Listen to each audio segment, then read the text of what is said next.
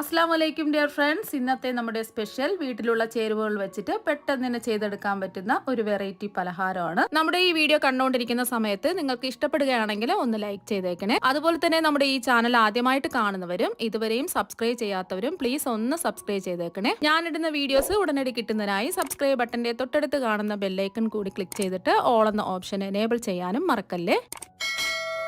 ആദ്യം തന്നെ മിക്സിയിലെ ചെറിയ ജാറിൽ 1/2 കപ്പ് റവ ഇട്ട് കൊടുക്കാം. വറുത്തതോ വറുക്കാത്തതോ ഏത് റവ വേണമെങ്കിലും എടുക്കാം. ചെറിയ തരിയുള്ള റവയാണെന്നുണ്ടെങ്കിൽ പൊടിക്കേണ്ട ആവശ്യമില്ല. കുറച്ച് വലുപ്പമുള്ള റവ ആയതുകൊണ്ടാണ് ഞാൻ ജസ്റ്റ് ഒന്ന് പൊടിച്ചെടുക്കാൻ വേണ്ടി എടുത്തിട്ടുള്ളത്. ഇതൊന്ന് പൊടിച്ചെടുക്കാം. ഒരേ സ്പീഡിലിട്ട് പൊടിക്കരുത്, എന്നാൽ പിന്നെ റവ മുഴുവനും പൗഡർ രൂപത്തിലായി പോവും. നമുക്കതല്ല ആവശ്യം ചെറിയ തരികളോട് കൂടിയ റവയാണ്. ഒരു 10 സെക്കൻഡ് പൾസ് ചെയ്ത് വേണം പൊടിച്ചെടുക്കാൻ വേണ്ടിയിട്ട്. ചെറിയ ഒരു തരി ഉണ്ടാവണം, അത്രേ ഉള്ളൂ.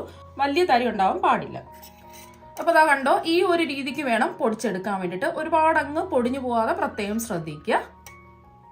കണ്ടോ, ചെറിയ തരികളോട് കൂടിയ റവയായിട്ട് നമുക്ക് കിട്ടിയിട്ടുണ്ട്. റവ പൊടിച്ചെടുത്ത അതേ ജാറിൽ തന്നെ 250 ml കപ്പിന് 1 കപ്പ് പഞ്ചസാരയും കൂടി ഇട്ട് കൊടുക്കാം.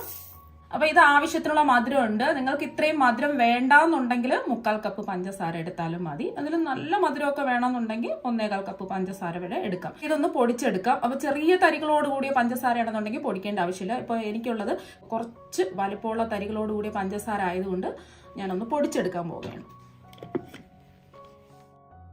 പഞ്ചസാര അതാ പൊടിച്ചെടുത്തിട്ടുണ്ട്. ഒട്ടും തരികളൊന്നും ഇല്ലാതെ നല്ല പൗഡർ രൂപത്തിൽ ഒന്ന് പൊടിച്ചെടുക്കുക, അത്രേ ഉള്ളൂ.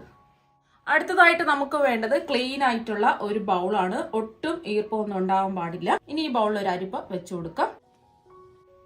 ഇനി ഈ അരിപ്പയിലേക്ക് 250 ml കപ്പിന് 2 കപ്പ് മൈദ ഇട്ട് കൊടുക്കാം. മൈദ എടുക്കുമ്പോൾ ലെവൽ ചെയ്ത് വേണം എടുക്കാൻ വേണ്ടിയിട്ട്. നിങ്ങൾക്ക് ഇതിന് പകരം ഗോതമ്പ് പൊടിയും എടുക്കാവുന്നതാണ്. 2ാമത്തെ കപ്പ് മൈദയും കൂടി ഇട്ട് കൊടുക്കാം.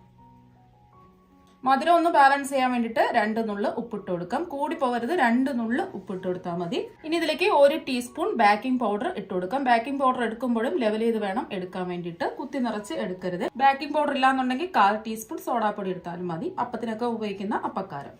ഇനി ഒരു സ്പൂൺ വെച്ച് എല്ലാം കൂടിയിട്ട് ഒന്ന് മിക്സ് ചെയ്തതിന് ശേഷം ഒന്ന് അരിച്ചെടുക്കാം.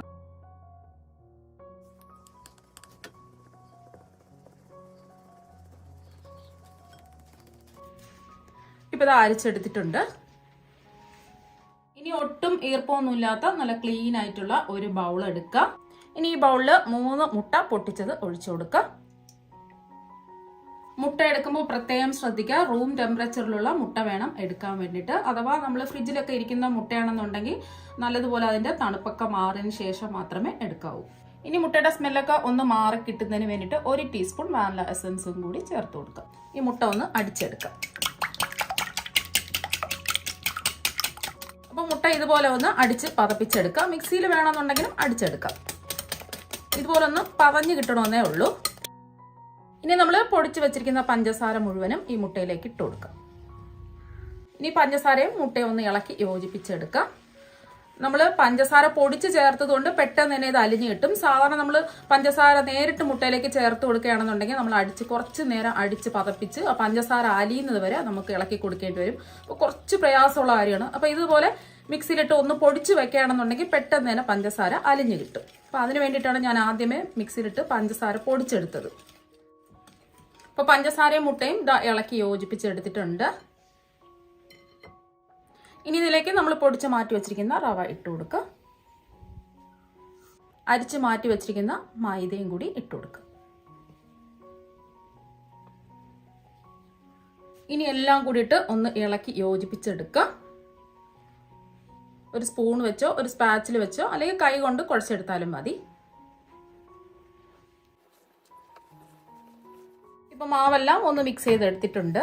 കുറച്ച് ഓയിൽ ഒന്ന് കയ്യിലാക്കിയതിന് ശേഷം മാവ് നല്ല സോഫ്റ്റ് ആയിട്ടൊന്ന് കുഴച്ചെടുക്കാം. ഇപ്പൊ ജസ്റ്റ് ഒന്ന് കുഴച്ചെടുത്തിട്ടുണ്ട്. ഒരുപാട് അങ്ങ് കുഴച്ചെടുക്കേണ്ട ആവശ്യമൊന്നുമില്ല. എല്ലാം കൂടിയിട്ട് ഒന്ന് ഉരുട്ടിയെടുത്താൽ മാത്രം മതി. ഇത്രയും മതി കേട്ടോ. ഇനി ഇതിന്റെ പുറമൊക്കെ ഒന്ന് ഡ്രൈ ആവാതിരിക്കാൻ വേണ്ടിയിട്ട് കുറച്ച് ഓയിൽ ഒന്ന് ബ്രഷ് ചെയ്ത് കൊടുക്കാം. ഓയിൽ ബ്രഷ് ചെയ്തില്ലെങ്കിൽ ഇതിന്റെ പുറമൊക്കെ ഒന്ന് ഡ്രൈ ആയി വരും. ഇനി നമ്മൾ ഈ മാവിലെ റവ ചേർത്തത് കൊണ്ട് കുറച്ച് നേരം ഒന്ന് ഈ റവ ഒന്ന് സോഫ്റ്റ് ആയി കിട്ടാൻ വേണ്ടിയിട്ട് ഈ മാവ് ഒന്ന് റെസ്റ്റ് ചെയ്യാൻ വേണ്ടിയിട്ട് നമുക്ക് മൂടി വെക്കാം. ഇപ്പൊ മാവ് റെസ്റ്റ് ചെയ്യാൻ വെച്ചിട്ട് ഒരു 1/2 മണിക്കൂറായി. ഇപ്പൊ കണ്ടില്ലേ, റവയെല്ലാം ഒന്ന് സോഫ്റ്റ് ആയി കിട്ടിയിട്ടുണ്ട്. ഇനി കുഴച്ചെടുക്കേണ്ട ആവശ്യമൊന്നുമില്ല. ഇതിൽ നിന്നും ചെറിയ ചെറിയ ഉരുളകളാക്കി എടുക്കാം. ഇപ്പൊ ഇതാ കണ്ടില്ലേ, ഇതുപോലെ ഒട്ടും വിള്ളലുകളൊന്നും ഇല്ലാതെ നല്ലതുപോലെ ഒന്ന് ഉരുട്ടിയെടുക്കണം. ഇപ്പൊ ഇതാ എല്ലാം ഉരുട്ടിയെടുത്തിട്ടുണ്ട്.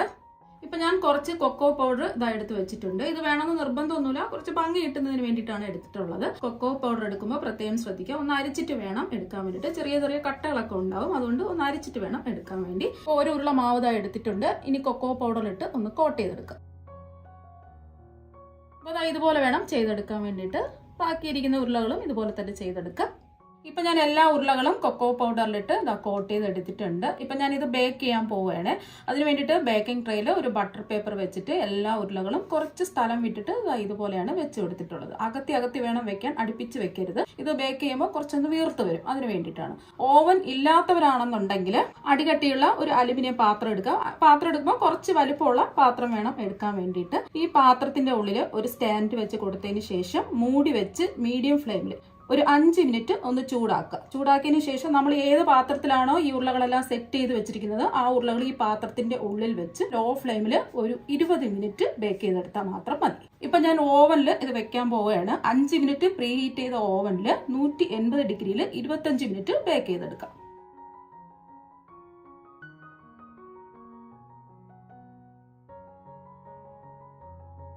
ഇപ്പൊ 25 മിനിറ്റ് കഴിഞ്ഞ് ഓവനിൽ നിന്ന് ബിസ്ക്കറ്റ് ഇതാ പുറത്തെടുത്തിട്ടുണ്ട്. ഇപ്പൊ നല്ലോണം ഇതാ ബേക്കായി കിട്ടിയിട്ടുണ്ട്.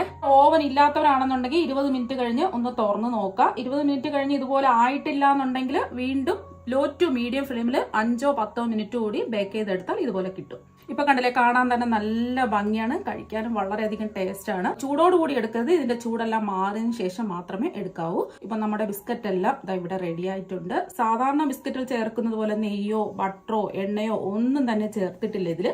അതുകൊണ്ട് തന്നെ എല്ലാവർക്കും ധൈര്യമായിട്ട് കഴിക്കാവുന്നതാണ്. അപ്പൊ ഇതിൽ കൊക്കോ പൗഡർ ഒക്കെ ചേർത്തത് കൊണ്ട് തന്നെ കുട്ടികൾക്ക് തീർച്ചയായും ഇഷ്ടപ്പെടും. കുട്ടികൾക്ക് മാത്രമല്ല എല്ലാവർക്കും ഒരുപോലെ ഇഷ്ടപ്പെടുന്ന ഒരു ബിസ്ക്കറ്റ് ആണ്. അപ്പൊ കടയിൽ നിന്നും കെമിക്കൽ അടങ്ങിയ ബിസ്ക്കറ്റ് വാങ്ങാതെ ഇതുപോലെ ഒന്ന് ട്രൈ ചെയ്ത് നോക്കാം. ഇനി ഇതിൽ നിന്നും ഒരെണ്ണം എടുത്ത് മുറിച്ച് കാണിച്ചു തരാം. എത്രമാത്രം ക്രിസ്പി ആണെന്നുള്ളത് കണ്ടല്ലോ. ഇത് എത്ര ദിവസം വേണമെങ്കിലും നമുക്ക് എയർ ടൈറ്റ് ആയി ടിന്നിൽ സൂക്ഷിച്ച് വെക്കാൻ പറ്റും. വെറൈറ്റി ആയിട്ട് ചെയ്ത് നോക്കാൻ ആഗ്രഹമുള്ളവർ ഇതുപോലെ ഒന്ന് ട്രൈ ചെയ്ത് നോക്കാം. ചായയുടെ കൂടെയും അതുപോലെ തന്നെ വെറുതെ കഴിക്കാനും നല്ല ടേസ്റ്റ് ആണ്. അപ്പൊ നിങ്ങൾ എല്ലാവരും ഇതുപോലെ ഒന്ന് ട്രൈ ചെയ്ത് നോക്കുക. തീർച്ചയായും നിങ്ങൾക്ക് എല്ലാവർക്കും ഇഷ്ടപ്പെടും. അപ്പൊ നമുക്ക് മറ്റൊരു വെറൈറ്റി ഡിഷുമായിട്ട് വീണ്ടും കാണാം. താങ്ക്